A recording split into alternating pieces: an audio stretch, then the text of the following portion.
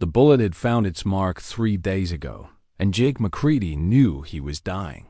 Blood seeped through his fingers as he pressed them against his side, each breath a reminder that time was running out. Through the haze of fever, he saw the small cabin ahead, smoke rising from its chimney like a prayer to heaven. His horse stumbled, and Jake felt himself slipping from the saddle. As consciousness faded, one thought echoed in his mind. He'd never see another sunrise. Jake's eyes opened to the sound of children's laughter, a sound so foreign to his world of gunfights and lonely trails that he wondered if he'd already crossed over. The cabin was smaller than it had seemed from outside, one room with a stone fireplace, rough-hewn furniture, and the smell of cornbread filling the air. A woman in a faded blue dress knelt beside him, her hands gentle as she changed the bandage on his wound. "You're awake," she said simply, her voice carrying the weariness of someone who'd known too much hardship. "I'm Sarah Miller. These are my children, Tom and Lucy." The boy, maybe 12, stood in the corner watching Jake with curious eyes. The girl, younger, peeked out from behind her mother's skirt. Jake tried to speak, but only a rasp emerged. Sarah pressed a cup of water to his lips. "Found you 3 days ago, half dead by our fence," she continued. "Tom wanted to leave you be, said strangers bring trouble. But I couldn't let a man die on my land, no matter what he might have done." Jake's hand instinctively moved toward where his gun should have been. Gone. Sarah noticed his movement. "Your iron's in the box by the door, along with that blood money in your saddlebags." Her tone didn't change, but Jake caught the steel beneath the kindness. "I don't know what you've done, mister, but you're under my roof now. That means something out here." Through the window, Jake could see his horse grazing in the small corral. Beyond that, the vast emptiness of the territory stretched endlessly. He'd been running for weeks, staying ahead of the bounty hunters who picked up his trail after that job in Tombstone went wrong. Now, wounded and weak, he was trapped in this tiny haven with a woman and 2 children who'd shown him more mercy than he'd known in 20 years. Tom stepped forward, his young face serious beyond his years. "Ma, riders came by yesterday asking about strangers. Said they'd be back." Sarah's jaw tightened, and Jake felt the weight of what his presence meant. These people had saved his life, and now he might be the death of them all. By the 4th day, Jake could sit up without the world spinning, but the fever still came in waves. Sarah worked from dawn to dusk, tending her small vegetable garden, mending clothes, and caring for him without complaint. She never asked his name or what had brought him to her door, but Jake saw the questions in her eyes. "Your husband?" he finally asked, nodding toward a pair of men's boots by the door, too large for the boy. "Died last winter," Sarah replied, not looking up from her sewing. "Fever took him. Been just us 3 since then." Tom emerged from the barn, his face grim. "Ma, 3 of the chickens are gone. Coyotes got into the coop again." Jake watched as Sarah's shoulders sagged slightly. Every lost chicken meant less food for the coming winter, less hope of making it through another harsh season. He'd spent his life taking what he needed, never considering what that meant for the people left behind.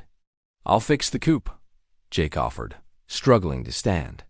"You can barely walk," Tom said, but there was less hostility in his voice now.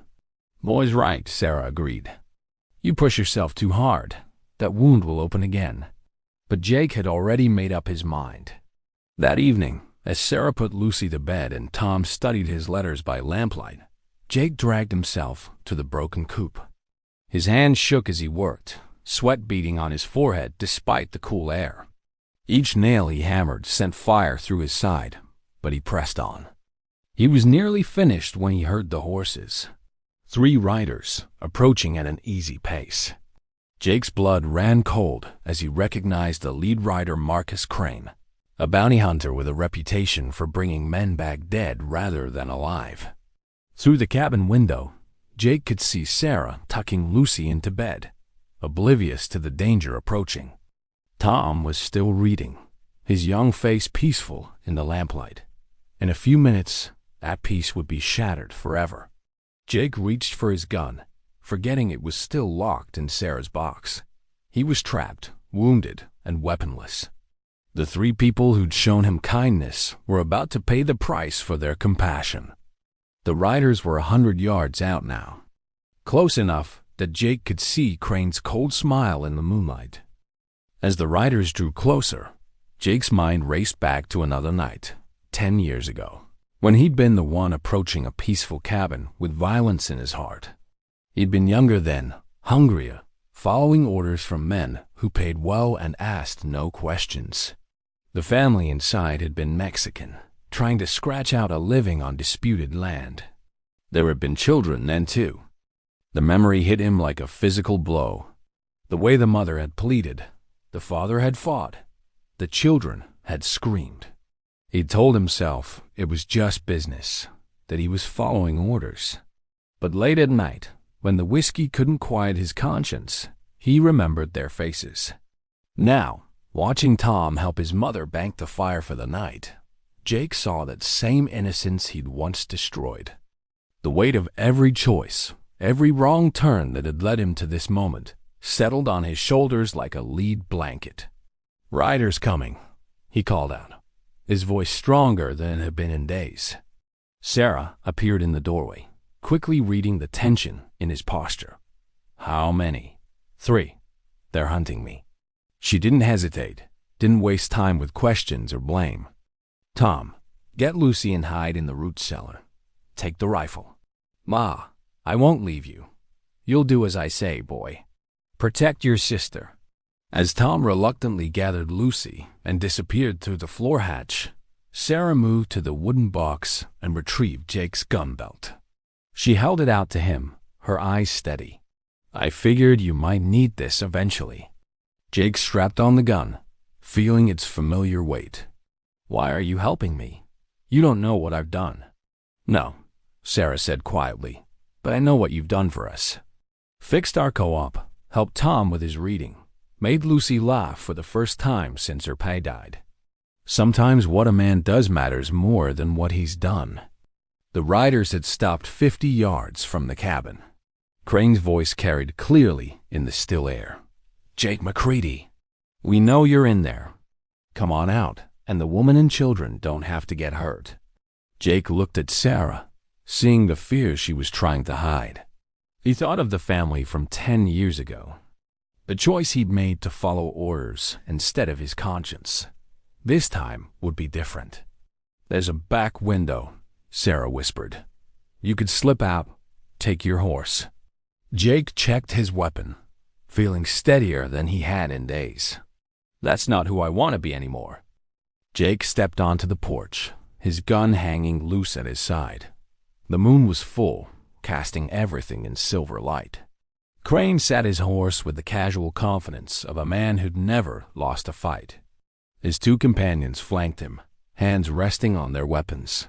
"Jake McCready," Crane called out. "Been a long chase, but it's over now. $5,000 on your head, dead or alive. Have to say, I'm hoping for dead. Let them go, Crane. Your business is with me." Crane laughed, a sound like grinding stone. "See, that's where you're wrong. These folks harbored a fugitive. That makes them accomplices. Law's clear on that." Sarah stepped out beside Jake, her chin raised defiantly. "This is my land. You have no right." "Ma'am," Crane interrupted, tipping his hat with mock courtesy. "You got yourself mixed up with the wrong man. Jake here killed a banker in Tombstone. Shot him down in cold blood for a bag of money. You really want to die protecting scum like that?" Jake felt Sarah's eyes on him, saw the moment she understood the full weight of what she'd taken into her home. But she didn't step away.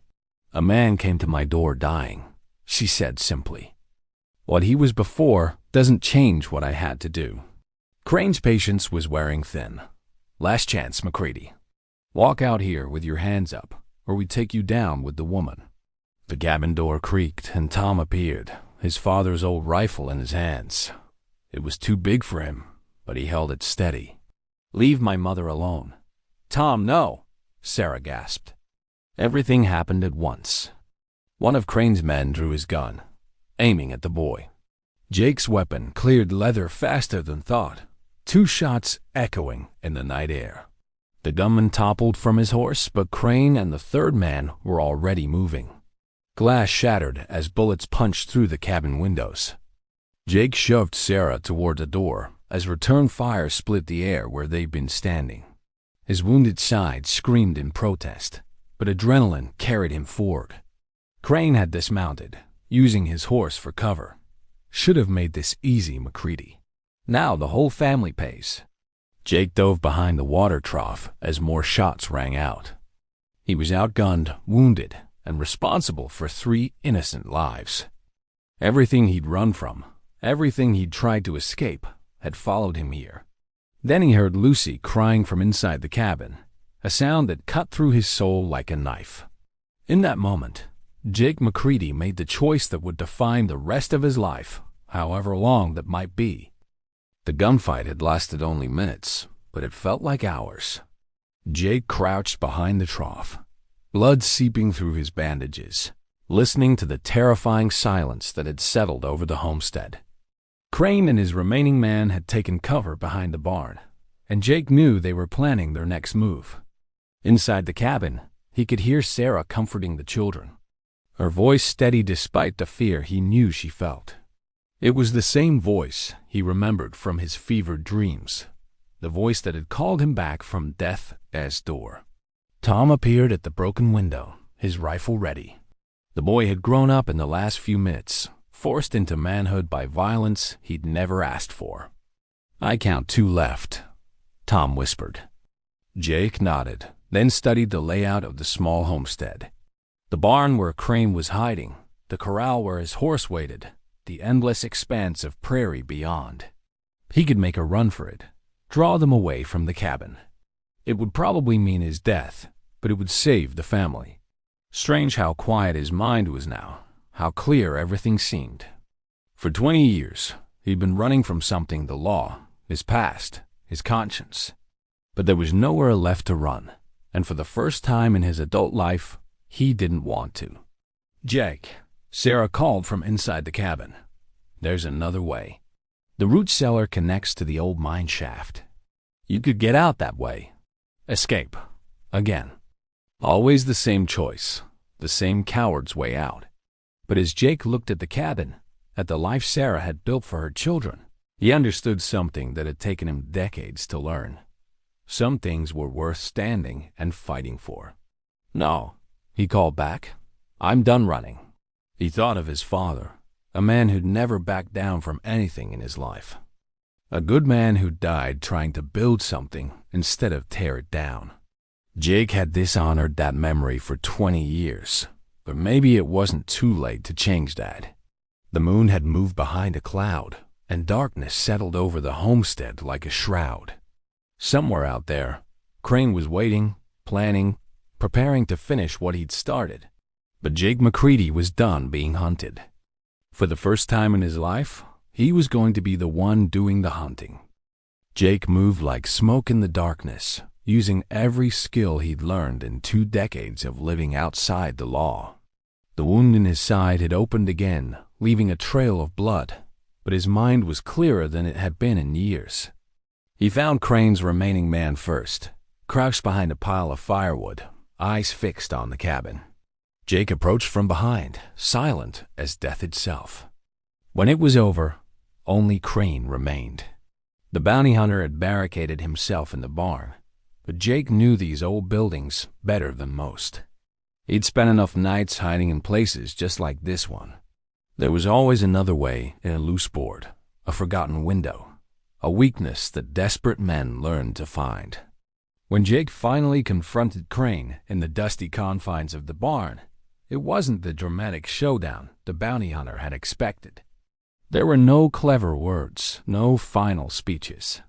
Just 2 men and the weight of all their choices. "You can't run forever, McCready," Crane gasped, his gun lost somewhere in the darkness. "I'm not running anymore," Jake replied. When dawn broke over the homestead, Sarah found Jake sitting on the porch steps, watching the sunrise paint the sky in shades of gold and red. The bodies had been buried, the horses turned loose, and in strange peace had settled over the small farm. "What happens now?" she asked, settling beside him. Jake was quiet for a long moment, feeling the warmth of the sun on his face. "I figure I owe some debts. Money I took, people I wronged. Might take the rest of my life to make it right. And after that?"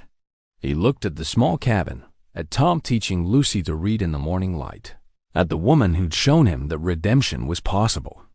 For the first time in 20 years, Jake McCready could imagine a future that didn't involve running. "I reckon that depends on whether a reformed outlaw would be welcome on a small farm." Sarah smiled, and Jake saw his answer in her eyes.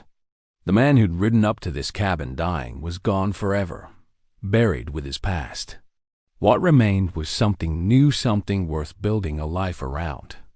"Tom," Jake called out, getting to his feet. "That co-op still needs finishing. You want to learn how to handle a hammer properly?" The boy grinned and ran over, his sister close behind. As they walked toward the barn together, Jake felt something he'd never expected to feel again. Hope. Some men spend their whole lives running from who they are. But sometimes, if they're lucky enough to find the right people, they discover who they could become instead.